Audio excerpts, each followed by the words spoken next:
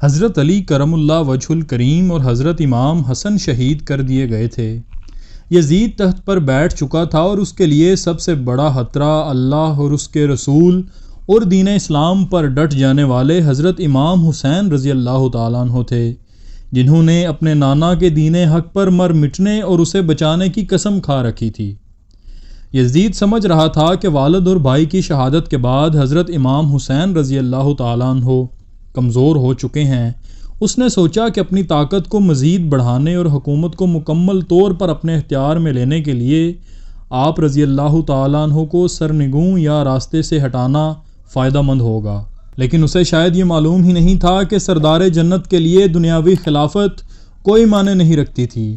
بعض روایات کے مطابق یزید حضرت امام حسین رضی اللہ تعالیٰ عنہ سے، جو کہ قبیلہ قریش سے تھے، اپنے اجداد کا بدلہ لینا چاہتا تھا، اسی لیے اس نے آپ کے قتل کا منصوبہ تیار کر کے ایسے حالات پیدا کیے کہ آپ رضی اللہ تعالیٰ عنہ کربلا تشریف لے آئیں، جہاں آپ کو شہید کر دیا جائے۔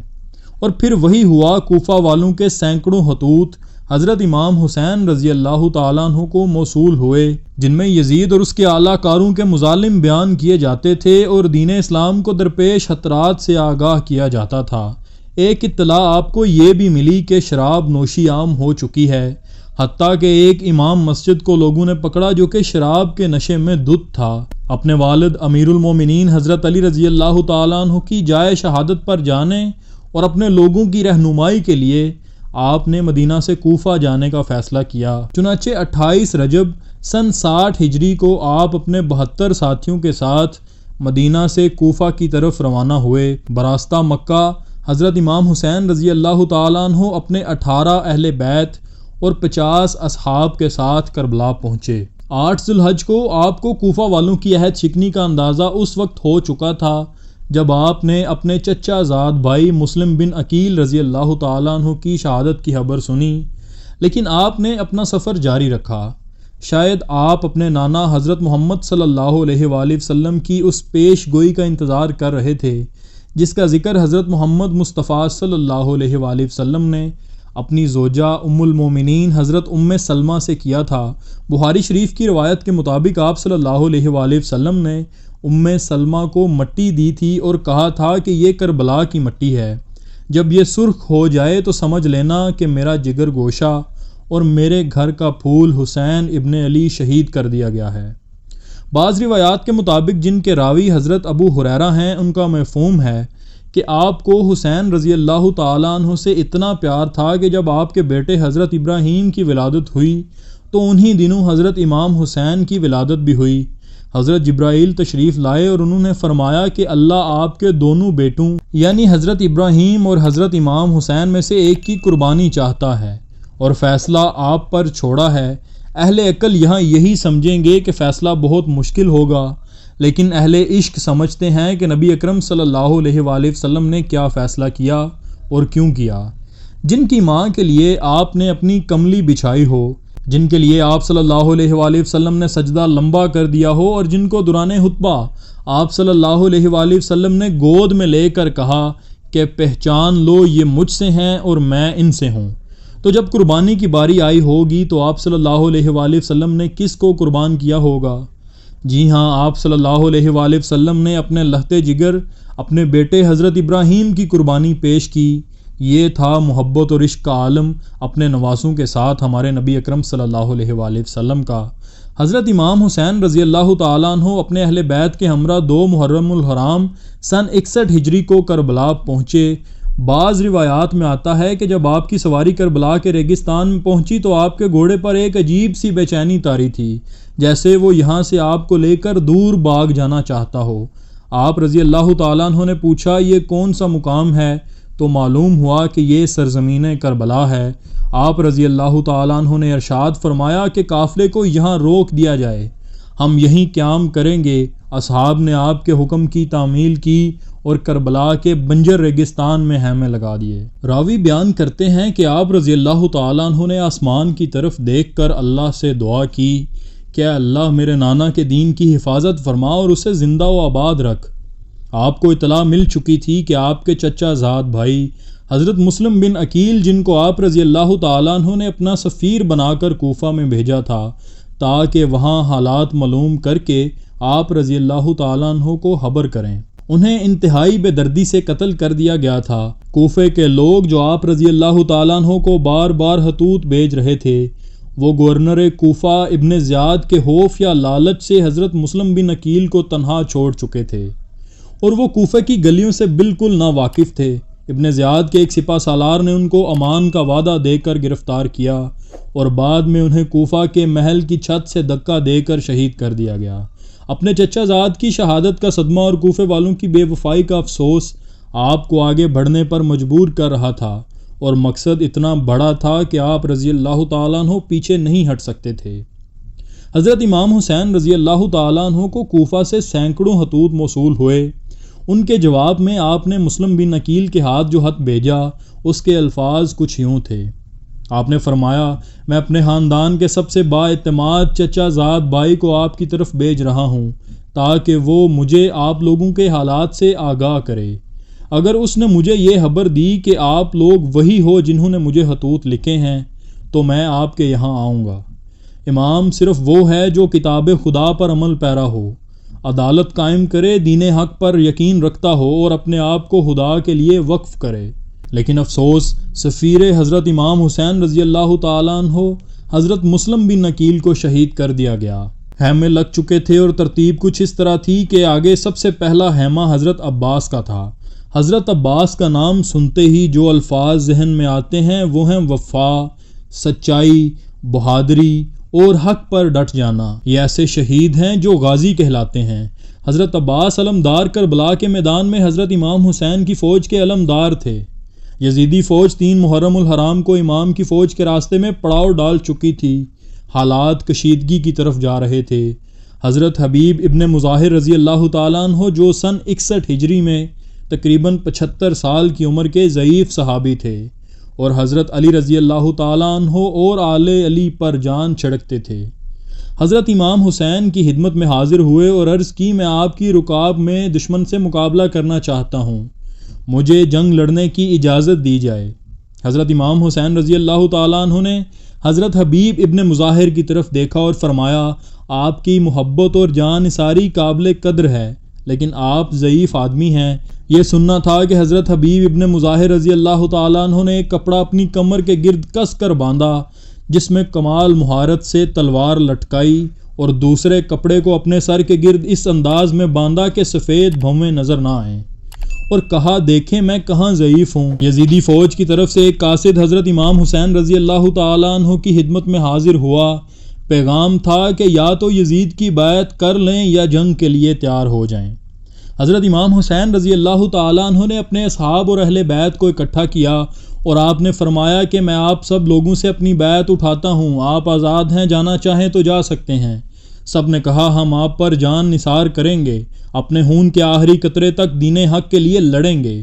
یزید کی بیعت کا مطلب تھا کہ اس کے تمام اقدامات کی توثیق، جس کا دین اسلام متحمل نہیں ہو سکتا تھا۔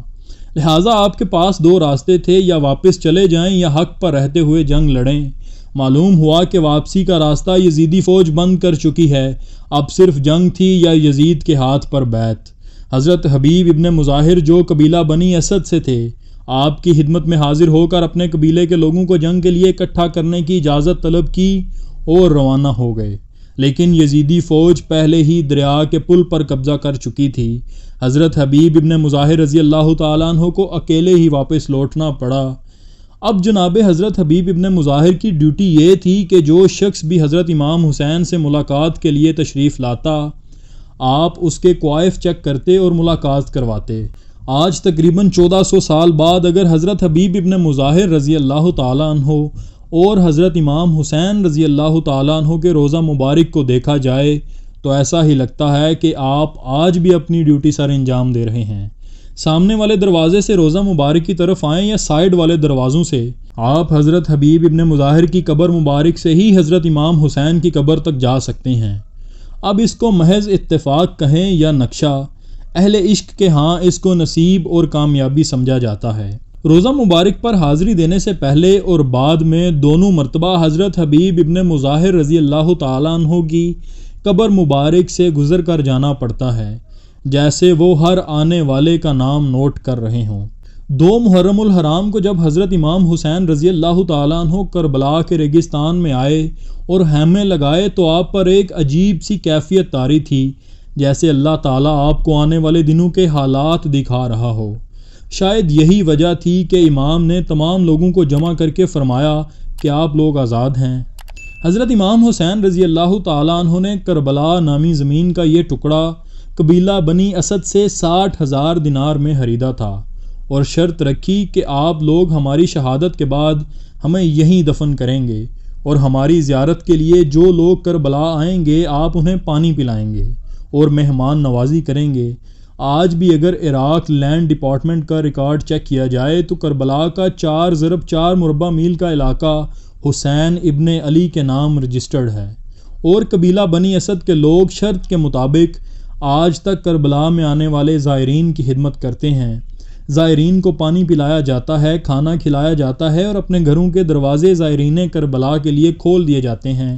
ادھر یزیدی فوج حضرت امام حسین رضی اللہ تعالیٰ عنہ کے راستے میں حائل تھی اور دوسری طرف گورنر کوفہ آپ رضی اللہ تعالیٰ عنہ کو قتل کرنے کے لیے رائے عام ہموار کر رہا تھا، تاکہ لوگوں کو آپ رضی اللہ تعالیٰ عنہ کے خلاف کر کے اپنا مقصد حاصل کر لے۔ ابن زیاد قاضی کوفہ سے حضرت امام حسین رضی اللہ تعالیٰ عنہ کو باغی کہلوا کر قتل کا فتویٰ لے چکا تھا اور اس نے مزید فوج کربلا روانہ کر دی تھی تاکہ یزید کی خوشنودی حاصل کر سکے۔ روایات کے مطابق حضرت امام حسین رضی اللہ تعالیٰ عنہ کے 72 افراد کے مقابلے میں ابن زیاد نے 4 محرم سن 61 ہجری کو مزید 30,000 فوج کا لشکر کوفہ سے کربلا روانہ کیا۔ حضرت امام حسین رضی اللہ تعالیٰ عنہ کے ساتھ یزیدی فوج کے مذاکرات بھی جاری تھے۔ 2 محرم الحرام کو یزیدی فوج کے جس پہلے دستے نے حضرت امام حسین رضی اللہ تعالیٰ عنہ کا راستہ روکا، اس دستے کے سربراہ کا نام حر تھا۔ اس کی ڈیوٹی یہ لگائی گئی تھی کہ آپ رضی اللہ تعالیٰ عنہ کو آگے بڑھنے اور کوفہ داخل ہونے سے روکا جائے۔ تبھی آپ نے کربلا میں قیام کا فیصلہ کیا۔ چند دنوں میں ہی حر نے جناب حر تک کا سفر طے کر لیا۔ حر چند ملاقاتوں میں ہی امام حسین رضی اللہ تعالیٰ عنہ کو جان چکے تھے اور ان کی کوشش تھی کہ یزیدی فوج اور حضرت امام حسین رضی اللہ تعالیٰ عنہ کے بیچ میں مصالحت ہو جائے۔ حر کے دستے نے ایک طرف تو حضرت امام حسین رضی اللہ تعالیٰ عنہ کا راستہ روکے رکھا تھا، دوسری طرف روزانہ وہ نماز حضرت امام حسین رضی اللہ تعالیٰ عنہ کے پیچھے پڑھتے تھے۔ 7 محرم الحرام کو یزیدی فوج نے طاقت کے نشے میں دھت ہو کر حضرت امام حسین رضی اللہ تعالیٰ عنہ کو پیغام بھیجا کہ آپ رضی اللہ تعالیٰ عنہ اپنے خیمے پانی کے قریب سے اٹھا لیں، اور راستے میں یزیدی فوج کو بٹھا دیا گیا۔ امام حسین رضی اللہ تعالیٰ عنہ نے پانی بند کرنے کا یہ ظلم شاید اس لیے برداشت کر لیا کہ کہیں بعد میں لوگ یہ نہ کہیں کہ حضرت امام حسین رضی اللہ تعالیٰ عنہ اور یزیدی فوج میں اصل تنازع پانی کا تھا جس پر لڑائی ہوئی۔ آپ نے ظلم برداشت کیا اور اپنے اصحاب کے ساتھ خیموں کو پانی سے دور لے گئے۔ تپتے صحرا میں سب لوگ پانی کی پیاس سے تڑپنے لگے۔ لوگوں نے پانی کا تقاضا کیا، لیکن یزیدی فوج نے امام پر پانی بند کر دیا۔ بچوں سے زیادہ دین اسلام کی فکر تھی کہ یہ کن ظالموں کے ہاتھ اقتدار آ گیا ہے۔ یہ لوگ زمانہ جاہلیت سے زیادہ خطرناک اور گمراہ تھے۔ امام حسین رضی اللہ تعالیٰ عنہ کسی صورت یزید کے ہاتھ بیعت کرنے کو تیار نہ تھے۔ امام نے فرمایا کہ ہمارا راستہ چھوڑ دو، ہم کوفہ یا کہیں اور چلے جاتے ہیں، لیکن یزیدی فوج کسی بدقسمت جانور کی طرح طاقت کے نشے میں چور تھی۔ اس کے سربراہ نے کہا کہ 2 ہی صورتیں ہیں، آپ یا تو یزید کی بیعت کر لیں یا جنگ کے لیے تیار ہو جائیں۔ 9 محرم الحرام کو شمر یزید کے ساتھ کربلا کے میدان میں داخل ہوا۔ بعض روایات کے مطابق 9 محرم الحرام کو یزید کی فوج میں 60,000 جنگجو تھے جو حضرت امام حسین رضی اللہ تعالیٰ عنہ کی فوج کے 72 جان نثاروں سے جنگ کرنے کربلا میں آئے تھے۔ شمر نے آتے ہی اپنی عیاری اور مکاری کا استعمال کرنا چاہا اور اس نے حضرت عباس رضی اللہ تعالیٰ عنہ اور ان کے بھائیوں کے نام امان نامہ بھجوایا کہ آپ لوگ اس لڑائی سے الگ ہو جائیں تو آپ کو امان ہے۔ شمر نے کہا کہ آپ کی والدہ میرے قبیلے سے ہیں اور اس رشتے سے میں آپ کا ماموں لگتا ہوں، لہٰذا آپ کو آپ کے بھائیوں سمیت امان دیتا ہوں، آپ جہاں چاہیں چلے جائیں۔ حضرت عباس رضی اللہ تعالیٰ عنہ، جن کا نام ہی وفا کا پیکر ہے، وہ کہاں ایسی باتوں میں آ کر اپنے بھائی کو چھوڑنے والے تھے۔ آپ کی ماں کا ذکر آیا تو حضرت عباس رضی اللہ تعالیٰ عنہ نے شمر کو کہا، او ملعون، اپنی ناپاک زبان سے میری ماں کا نام نہ لے، اس کی تربیت اور حکم سے آج میں یہاں ہوں۔ حضرت عباس رضی اللہ تعالیٰ عنہ کی والدہ کا نام حضرت ام البنین تھا۔ حضرت فاطمہ رضی اللہ تعالیٰ عنہ کی وفات کے بعد جب حضرت علی رضی اللہ تعالیٰ عنہ کا رشتہ حضرت ام البنین کے لیے گیا تو ان کے والد نے ان سے مرضی معلوم کرنا چاہی تو انہوں نے فرمایا، بابا میں تو رات سے ہی سیدہ فاطمہ الزہرا کو ہاں کر چکی ہوں۔ وہ کل رات میرے خواب میں آئیں اور مجھے کہا کہ میرے بچوں کی ماں بن جاؤ۔ میرے لیے یہ بہت بڑی سعادت کی بات ہے کہ میں جنت کے سرداروں کی ماں کہلاؤں گی۔ حضرت علی رضی اللہ تعالیٰ عنہ اور حضرت ام البنین نے نکاح کے بعد اللہ سے دعا کی تھی کہ اللہ ہمیں ایسی اولاد نصیب فرما جو اس گھر کی حفاظت کرے اور دین اسلام کی ترویج کرے۔ حضرت ام البنین کے بدن سے حضرت علی رضی اللہ تعالیٰ عنہ کے 4 بیٹے پیدا ہوئے، عثمان بن علی، جعفر بن علی، عبداللہ بن علی اور عباس بن علی۔ حضرت عباس چونکہ بڑے بیٹے تھے اس لیے ان کا ذکر زیادہ ملتا ہے اور آپ علمدار بھی تھے۔ آپ نے شمر کی امان کو ٹھکرا دیا۔ حضرت عباس رضی اللہ تعالیٰ عنہ اپنے باقی تمام بھائیوں کے ساتھ حضرت امام حسین رضی اللہ تعالیٰ عنہ پر مر مٹنے کو تیار تھے۔ بعض روایات میں حضرت عباس رضی اللہ تعالیٰ عنہ کو زہرا کی دعا بھی کہا جاتا ہے، یعنی آپ حضرت فاطمہ الزہرا کی وہ دعا ہیں جو انہوں نے اپنے بیٹوں حضرت امام حسن اور حضرت امام حسین کے لیے کی کہ میرے بیٹوں کو باوفا ساتھی نصیب ہوں۔ آپ شکل و صورت میں اپنے والد حضرت علی بن ابو طالب کی طرح تھے، شخصیت ایسی کامل کہ جب گلی سے گزرتے تو لوگ دور تک آپ کو دیکھتے رہتے، اور جب تلوار ہاتھ میں لے کر گھوڑے پر سوار ہوتے تو حضرت علی رضی اللہ تعالیٰ عنہ کی جھلک نظر آتی۔ آپ کی والدہ حضرت ام البنین کے بارے میں مشہور ہے کہ آپ کبھی بھی گھر میں کمروں یا صحن کے درمیان میں نہیں چلتی تھیں کہ کہیں آپ کا پاؤں حضرت فاطمہ الزہرا کے رکھے ہوئے پاؤں کی جگہ نہ آ جائے۔ آپ ہمیشہ دیواروں کے ساتھ ساتھ چلتی تھیں اور یہی عقیدت انہوں نے اپنے بچوں میں بھی منتقل کی تھی۔ حضرت عباس رضی اللہ تعالیٰ عنہ نے ہمیشہ اپنے آپ کو اپنے بھائیوں حضرت امام حسین رضی اللہ تعالیٰ عنہ اور حضرت امام حسن رضی اللہ تعالیٰ عنہ کے لیے وقف رکھا، اور کربلا کے خیموں کی ترتیب بھی دیکھیں تو سب سے آگے حضرت عباس رضی اللہ تعالیٰ عنہ کا خیمہ تھا، یعنی حضرت امام حسین اور اہل بیت تک کوئی اس وقت تک نہیں جا سکتا تھا جب تک حضرت عباس رضی اللہ تعالیٰ عنہ اس کو اجازت نہ دے دیں۔ 9 محرم الحرام کی رات حضرت امام حسین رضی اللہ تعالیٰ عنہ کو یقین ہو چکا تھا کہ یزیدی فوج آپ کا خون بہانے کے در پر ہے۔ آپ نے اپنے تمام اصحاب اور اہل بیت کو اکٹھا کیا اور فرمایا کہ آپ میں سے جو جانا چاہے وہ جا سکتا ہے۔ دشمن اپنے لیے جہنم خریدنا چاہتا ہے، میری خواہش ہے کہ میرے نانا کے امتی جہنم سے بچ جائیں، لیکن وہ ہمارے خون کے پیاسے ہیں۔ روایات میں آتا ہے کہ حضرت امام حسین رضی اللہ تعالیٰ عنہ نے روشنی اس لیے مدم کی کہ شاید روشنی کی وجہ سے کوئی جانے کی ہمت نہ جتا پائے۔ ان کی آسانی کے لیے آپ رضی اللہ تعالیٰ عنہ نے ایسا کیا ہوگا۔ کچھ دیر بعد آپ نے اپنے باوفا بھائی اور ساتھی کو کہا کہ عباس روشنی بڑھا دو، یعنی حضرت امام حسین رضی اللہ تعالیٰ عنہ کو یقین تھا کہ یہ میرا بھائی مجھے تنہا نہیں چھوڑے گا۔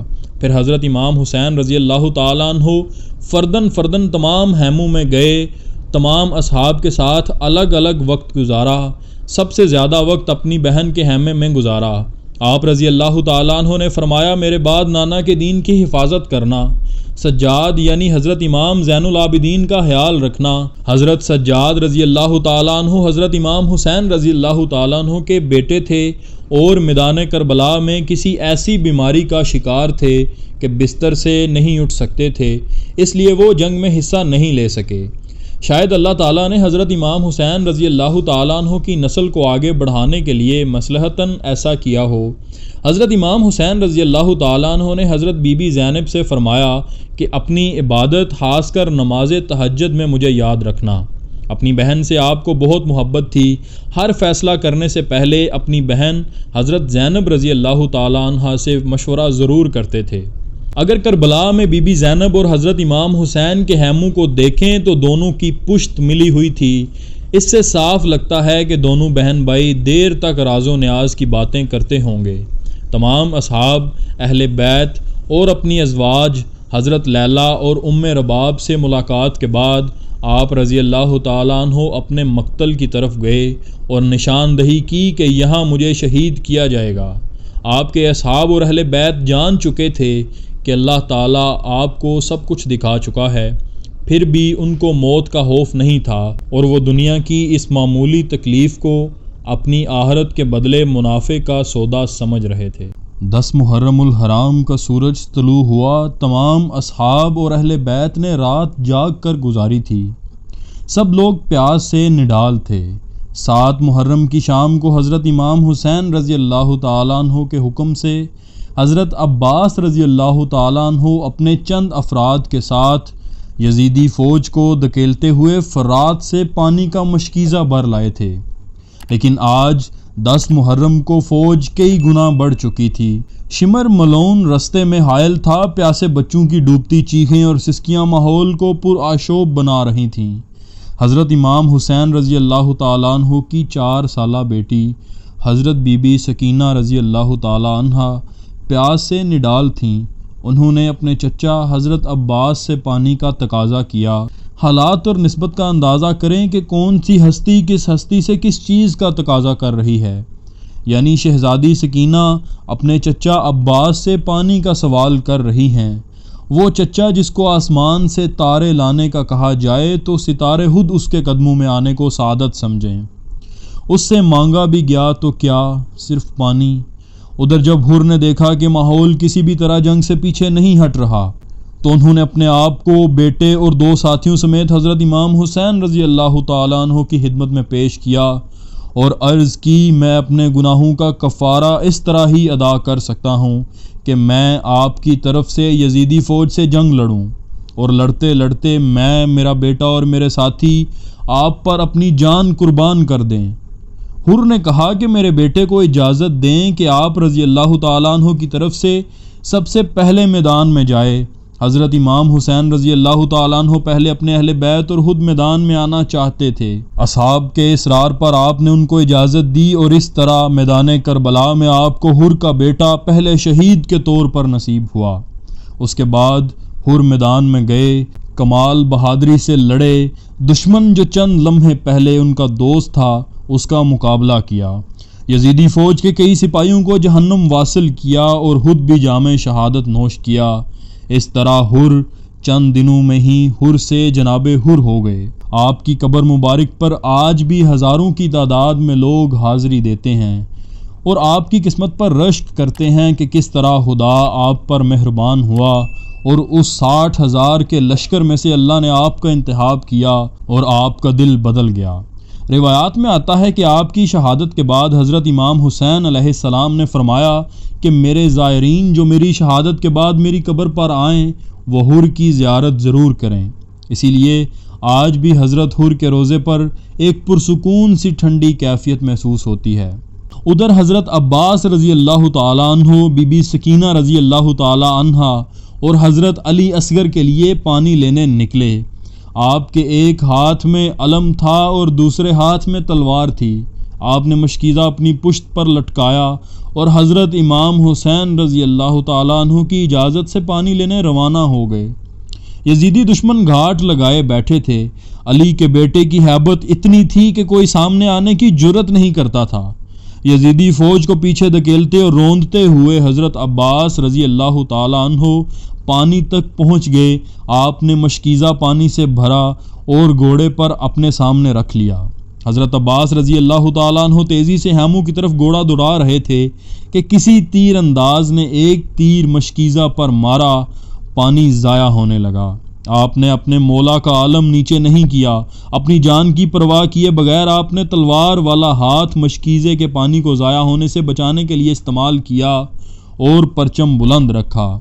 تلوار ہاتھ میں نہ ہونے کا فائدہ اٹھاتے ہوئے ایک یزیدی سپاہی نے جو درخت کی اوڑ میں چھپا ہوا تھا تلوار سے ایک زوردار وار کیا اور جس ہاتھ میں علم تھا وہ بازو شہید کر دیا۔ حضرت عباس نے درد کی شدت کے باوجود علم دوسرے ہاتھ میں تھام لیا۔ چند تیر اور مشکیزے پر لگے، پانی تیزی کے ساتھ ضائع ہونے لگا۔ اسی اثناء میں آپ کا دوسرا بازو بھی شہید کر دیا گیا۔ علی زادے کو بے دردی سے زخمی کر دیا گیا تھا اور آپ کے دونوں بازو شہید ہو چکے تھے، لیکن آپ حیات تھے۔ شاید اسی نسبت سے آپ کو غازی کا لقب دیا جاتا ہے۔ ایک بدبخت نے پیچھے سے آپ کے سر مبارک پر برچھی کی ضرب لگائی اور آپ شہید ہو گئے۔ حضرت علی رضی اللہ تعالیٰ عنہ کا جگر گوشہ حضرت امام حسین رضی اللہ تعالیٰ عنہ کا فخر کس مظلومیت سے شہید کر دیا گیا تھا۔ آج بھی اگر آپ کے جائے شہادت اور بازو شہید ہونے کے مقامات کو دیکھا جائے تو پہلے اور دوسرے بازو کے شہید ہونے کے مقام میں بہت فاصلہ ہے، اور جائے شہادت دوسرے بازو کی جائے شہادت سے کافی دور ہے۔ یعنی آپ نے حضرت بی بی سکینہ کو پانی پہنچانے کی آخری سانس تک کوشش کی، جہاں آپ کا دوسرا بازو شہید ہوا، اور پھر اس سے آگے آپ کی شہادت ہوئی۔ دونوں مقامات حضرت امام حسین رضی اللہ تعالیٰ عنہ سے ایک فرلانگ کے فاصلے پر تھے۔ یعنی حضرت امام حسین رضی اللہ تعالیٰ عنہ نے اپنے بھائی کی شہادت کا منظر دیکھا ہوگا۔ ایک طرف 6 ماہ کا علی اصغر اور 4 سالہ سکینہ بلک رہی تھیں اور بیبیوں کی سسکیاں تھیں، اور دوسری طرف آپ کے اصحاب اور بھائی شہید ہو رہے تھے، اور حضرت امام حسین رضی اللہ تعالیٰ عنہ اپنی آنکھوں سے یہ سب قیامت خیز منظر دیکھ رہے تھے۔ ایک ایک کر کے تمام جانثار آپ پر جانیں قربان کر رہے تھے، لیکن ایک بات تھی کہ آپ کا ایک سپاہی 20 یزیدیوں کو جہنم واصل کر کے جام شہادت نوش کرتا تھا۔ یہی پریشانی تھی جس کی وجہ سے یزیدی فوج اب ایک ایک کی جنگ سے مکمل جنگ کی طرف آنا چاہتی تھی۔ ایک ایک کی اسی جنگ میں نماز ظہر کا وقت ہو گیا۔ آپ کے ایک صحابی حضرت ابو سمامہ سہدامی آپ کی خدمت میں حاضر ہوئے، عرض کی کہ ہم چاہتے ہیں کہ آپ کی امامت میں آخری نماز باجماعت ادا کریں۔ آپ نے ان کے لیے دعا کی کہ اے سمامہ، روز محشر اللہ تجھے نمازیوں میں اٹھائے۔ اذان ہوئی اور پھر حضرت امام حسین رضی اللہ تعالیٰ عنہ کی امامت میں نماز ظہر شروع ہوئی۔ یزیدی فوج نے نماز کے دوران آپ پر تیر برسائے اور تمام اصحاب کو دوران نماز ہی شہید کر دیا۔ چند افراد جو اہل بیت سے بچ گئے تھے وہ نماز کے بعد شہید کر دیے گئے۔ حضرت امام حسین رضی اللہ تعالیٰ عنہ اپنے اصحاب اور اہل بیت کے لاشیں اکٹھے کرتے رہے۔ آپ نے اپنے لہتے جگر حضرت علی اکبر کا لاشا اٹھایا، اپنے بھتیجے حضرت قاسم کا لاشا اٹھایا اور با آواز بلند فرمایا کہ حسین غریب ہو گیا۔ آپ کو کربلا میں موجود بیبیوں کی فکر تھی، تبھی آپ نے تمام خیمے اس طرح لگوائے تھے کہ خواتین کے خیمے درمیان میں رہیں۔ عصر کی نماز کا وقت قریب تھا، آپ خیمے میں تشریف لے گئے۔ حضرت علی اصغر پیاس سے بلبلا رہے تھے، آپ نے ان کو گود میں لیا اور باہر آ گئے۔ عرب کی روایات کے مطابق آپ نے با آواز بلند اپنا تعارف کروایا۔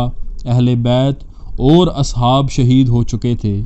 اس وقت بھی آپ کو فکر تھی کہ آپ کے نانا کی امت جہنم سے بچ جائے اور آپ کا خون بہا کر گناہ کبیرہ کا ارتکاب نہ کرے۔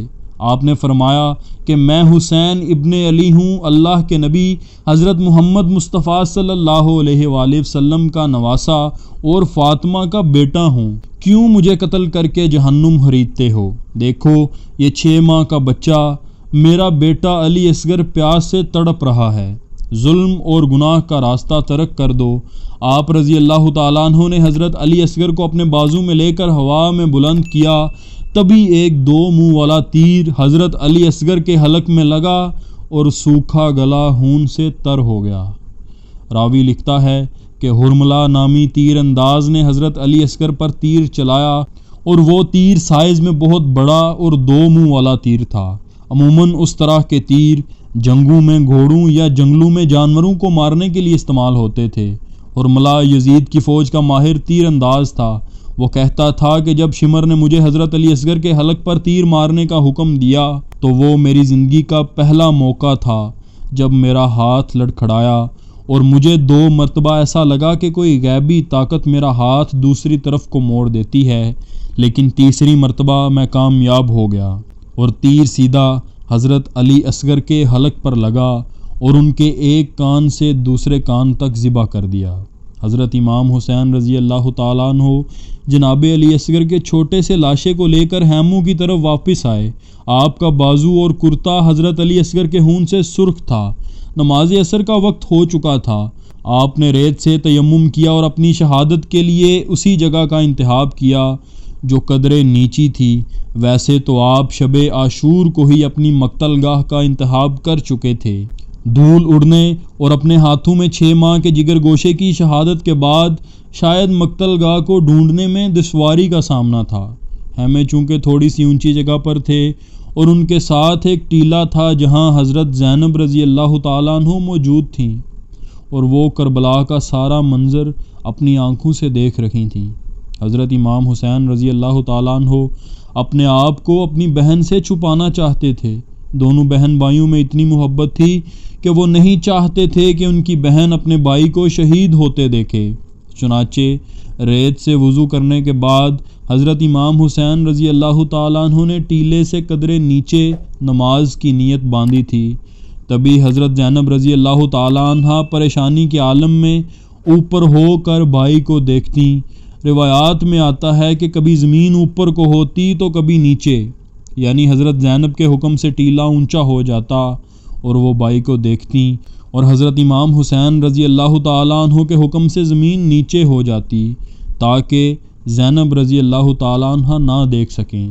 آج بھی مقتل گاہ اور ٹیلہ زینبیہ کو دیکھیں تو وہ اس طرح موجود ہیں۔ مقتل گاہ سے کھڑے ہو کر ٹیلہ زینبیہ کی طرف دیکھیں تو وہ اونچا ہے، اور ٹیلے سے کھڑے ہو کر حضرت امام حسین رضی اللہ تعالیٰ عنہ کی مقتل گاہ کی طرف دیکھیں تو وہ کافی نیچے ہے۔ عموماً ریگستانوں میں زمین ہموار ہوتی ہے، اتنا اونچا ٹیلہ نہیں ہوتا۔ امام نے نماز عصر کی نیت باندھی۔ یزیدی فوج کے بزدل سپاہی جو قریب ہی منڈلا رہے تھے اور حملہ کرنے کی جرأت نہیں کرتے تھے، حضرت امام حسین رضی اللہ تعالیٰ عنہ کی نماز میں مصروف ہونے کی وجہ سے آپ پر حملہ کرنے کی جرأت جتا پائے اور چاروں طرف سے آپ پر تیروں کی برسات کر دی۔ نماز میں مصروف ہونے کی وجہ سے حضرت امام حسین رضی اللہ تعالیٰ عنہ کو تیروں کی تکلیف کا اندازہ ہی نہیں تھا۔ یزیدی بدبختوں کو شاید معلوم ہی نہیں کہ یہ علی زادہ ہے، اور حضرت علی بھی جب نماز میں مشغول ہوتے تھے تو اس قدر خدا کی یاد میں ڈوب جاتے تھے کہ تکلیف کا بھی اندازہ نہیں ہوتا تھا۔ جب حضرت امام حسین سجدے میں گئے تو شمر ملعون نے اپنی تلوار کی ضرب سے آپ کا سر مبارک جسم سے الگ کر دیا اور اس کو نیزے پر بلند کر دیا۔ حضرت زینب رضی اللہ تعالیٰ عنہ یہ سارا منظر دیکھ رہی تھیں۔ خیموں سے بیبیوں کے رونے کی آوازیں آئیں تو یزیدی فوج نے خیموں کو آگ لگا دی۔ خواتین کے سروں سے دوپٹے چھین لیے اور سب کو قیدی بنا کر یزید کے دربار میں پیش کیا۔ حضرت زینب نے امام زین العابدین کو، جو اس وقت شدید علیل تھے، اپنے کندھوں پر سوار کر کے کربلا سے شام تک کا سفر بیڑیوں میں طے کیا۔ بی بی زینب نے یزید کے دربار میں ایک یادگار خطبہ دیا۔ آپ نے یزید کو کہا کہ تو ساری طاقت بھی لگا تو نامراد ہی رہے گا، تو میرے نانا کے دین کو نہیں مٹا سکے گا۔ اسلام اور ہمارا نام قیامت تک رہے گا، اور ایسا ہی ہوا۔ آج یزید کا نام لیوا کوئی نہیں، اور شہدائے کربلا کے مزارات 1400 سال بعد بھی آباد ہیں، اور اسلام کے نام لیوا پوری دنیا میں موجود ہیں۔ نواسۂ رسول کو میدان کربلا میں بھوکا پیاسا رکھ کر کس بے دردی سے قتل کر کے ان کے سر کی بے حرمتی کی گئی، یہ تاریخ اسلام کی پہلی اور بدترین مثال ہے۔ یزید کی خلیفہ نامزدگی یقیناً گناہ کبیرہ تھی۔ باطل کی قوتوں کے سامنے سرنگوں نہ ہو کر حضرت امام حسین رضی اللہ تعالیٰ عنہ نے حق و انصاف کے اصولوں کی بالادستی اور خدا کی حاکمیت کا پرچم بلند کیا اور اسلامی روایات کی لاج رکھی۔ آپ کی قربانی حق و باطل کے درمیان وہ واضح لائن ہے جو قیامت تک حق والوں کو رہنمائی اور صبر کی تلقین کرتی رہے گی۔